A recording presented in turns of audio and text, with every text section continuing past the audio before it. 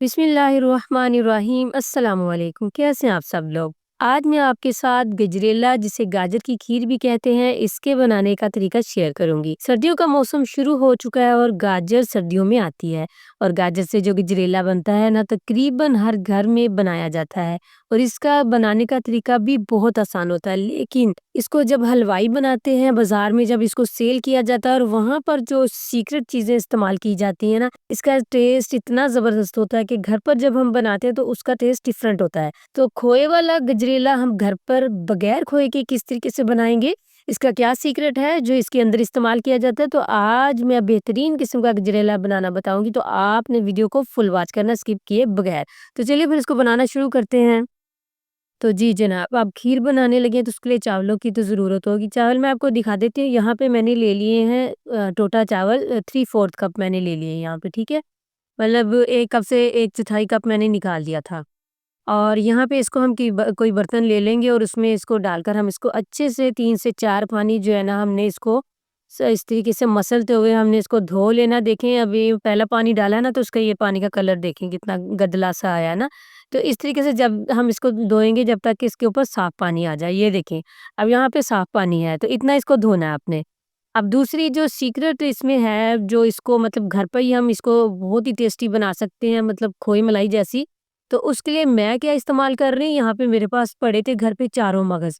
आपको पता है ये कितने हेल्दी हैं हमारी मतलब दिमाग के लिए, नज़र के लिए, ठीक है? तो इसको भी मैंने धो लिया, इसको भी आपने धोना ज़रूर है और इसको धोने के बाद इस तरीके से आपने चावलों के साथ ही भिगो देना। अच्छा अगर आपके पास ये ना हो तो काजू पड़े हैं वो ले लें आप 1/4 कप या फिर आप बादाम ले लें, हैं? इस तरह की कोई चीज़ ड्राई फ्रूट आपके पास पड़ा तो वो आप ले सकते हैं, मेरे पास ये था तो मैंने ये ले लिया।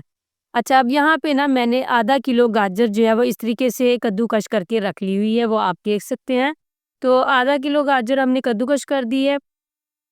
गाजर बहुत प्यारी अच्छी-सी लाल-सी और फ्रेश आपने लेनी है जो मीठी ज़रा हो और ठीक है, अब हम ले लेंगे 2 किलो दूध, जो कि मैंने पहले ही कढ़ाई में डाल दिया था और इसको मैंने 1 बॉयल जो है वो दिलवा लिया था। अच्छा ये जो हमारे पास दूध है ना ये गाय और भैंस का मिक्स होता है इसलिए इसके ऊपर येलो-येलो सी वो ना हल्की-सी आ जाती है लेयर। हाफ कप मैंने चीनी की डाल दिया, 3 से 4 अदद इलायची जो है उनका मुँह खोल के वो भी डाल दिया है। अब इसको ना अच्छे से मिक्स करेंगी ताकि चीनी भी मिक्स हो जाए और थोड़ा-सा ना ये इलायची जो हमने निकाली है इसका भी असर साथ के साथ ही निकलता रहेगा और अब इस पॉइंट पर हम डाल देंगे इसमें वो क्रश की हुई गाजरें जो कि हमने पहले ही आपको दिखा दी थी। इस तरीके से डालने के बाद हम इसको अच्छे से मिक्स करेंगे। मिक्स करने के बाद जब दूसरा स्टेप है वो मैं आपको दिखा देती हूँ।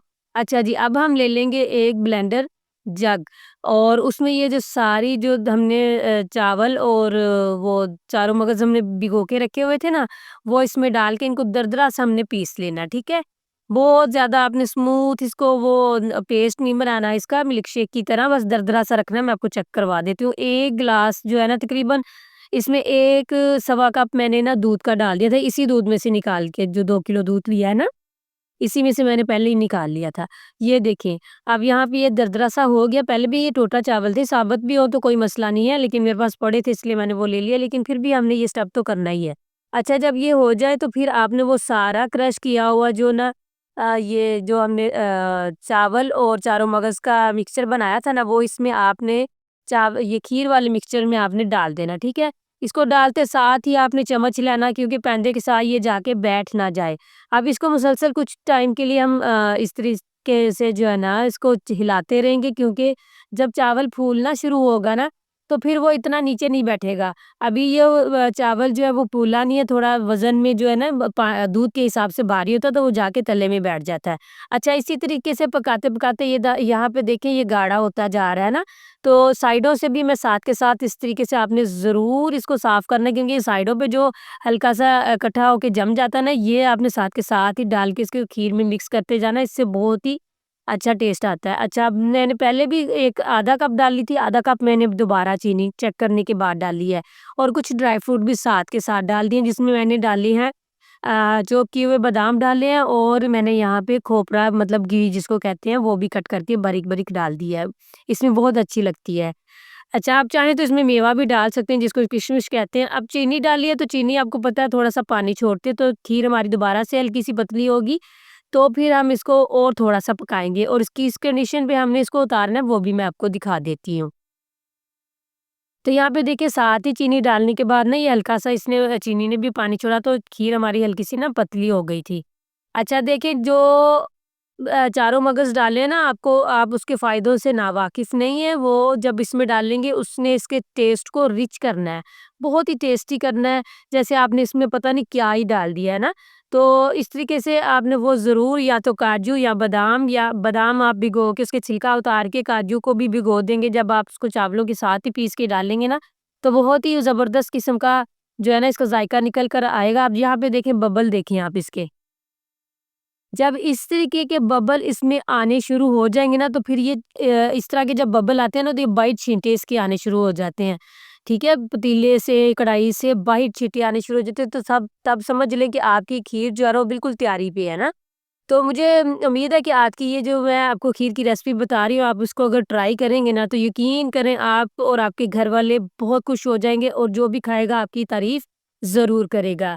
और इसी दौरान अगर आप यहाँ तक पहुँच गए हैं, तो आपसे हम्बल रिक्वेस्ट है कि चैनल को ज़रूर से सब्सक्राइब भी कर दें, वीडियो को लाइक भी कर दिया करें और एक कमेंट करके बता दिया करें कि आपको ये वीडियो कैसी लगती है। अच्छा जी, अब वो आ गया वो सीक्रेट जो हलवाई इस्तेमाल करते हैं। ये है खोया एसेंस।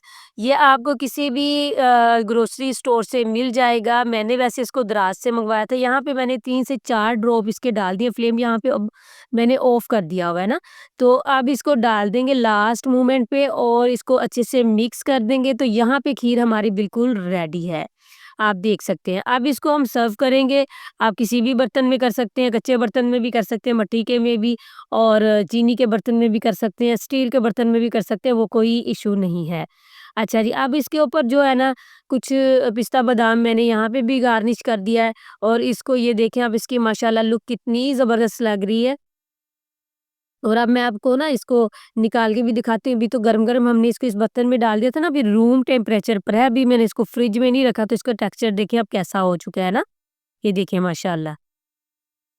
बहुत ही लज़ीज़ बनी थी, बहुत ही ज़ायकेदार बनी थी, यकीन करें ना जो भी खाएगा वो एक दफ़ा दंग रह जाएगा कि ये इस तरह इसने घर में तैयार कर कैसे ली। इतना वो एसेंस डालने के बाद इसका जो फ्लेवर है ना बिल्कुल ऐसे खोए की तरह लगता है और फिर जो मैंने शुरू में ही वो चारों मगज़ डाले उन्होंने भी कमाल ही कर दिया। आपको पता है आजकल दूध तो हमें खालिस मिलता नहीं है, तो खालिस दूध हो तो फिर तो मतलब आपको डालने की ज़रूरत नहीं है, चारों मगज़ वग़ैरह इस तरह की चीज़ें डालने की ज़रूरत नहीं है फिर आपको। तो मुझे उम्मीद है कि आज की ये रेसिपी आपको बहुत पसंद आएगी। पसंद है तो इसको लाइक और शेयर ज़रूर कीजिएगा और एक अच्छा सा कमेंट करके ज़रूर बताइएगा किस कंट्री से, किस सिटी से आप इस वीडियो को वॉच करें ताकि मैं आपका शुक्रिया अदा कर सकूँ। इसी के साथ मैं इजाज़त चाहती हूँ, दुआओं में याद रखिएगा अपना और अपनों का बहुत-बहुत ख़्याल रखिएगा। अल्लाह हाफ़िज़।